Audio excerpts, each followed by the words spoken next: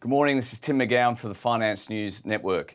US stocks closed higher Wednesday in a choppy session as meeting minutes from the Fed Reserve showed that the central bank is looking to hand out smaller rate hikes in the coming months as inflation cools off. The minutes of the US Central Bank's November meeting showed a substantial majority of officials supported slowing down the pace of interest rate rises soon, even as some warned that monetary policy would need to be tightened more than expected next year. Now remember, markets will be closed tomorrow in the US for Thanksgiving holiday and will close early on Friday.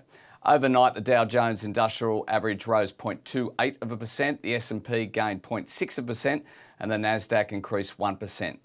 In company news, Tesla rose 7% on broker upgrades, and in World Cup-related news, Manchester United shares closed 21% higher as the board announced it's beginning a process to explore strategic alternatives, including new investment, a sale, or other transactions.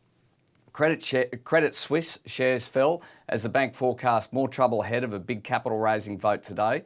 The struggling Swiss lender said in a trading update that it expects to lose $1.6 billion in the current quarter as its wealth management and investment banking divisions underperformed.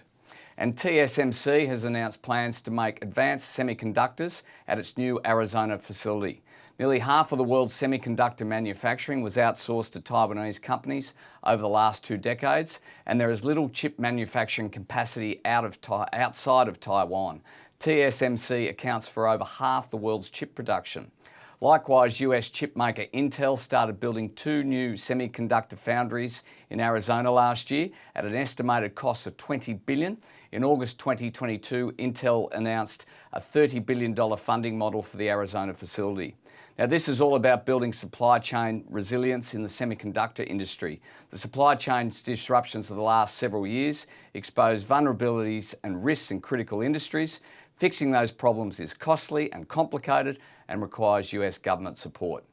Most sectors overnight were higher, though energy was a notable laggard on the back of a 4.4% fall in the oil price.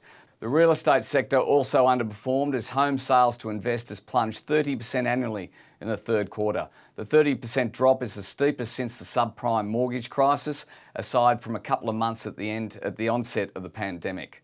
Best performing sectors and thematics overnight included Tesla-related companies, new energy vehicle, EV charger and solid-state battery companies. The futures today on the ASX are pointing to a flat start.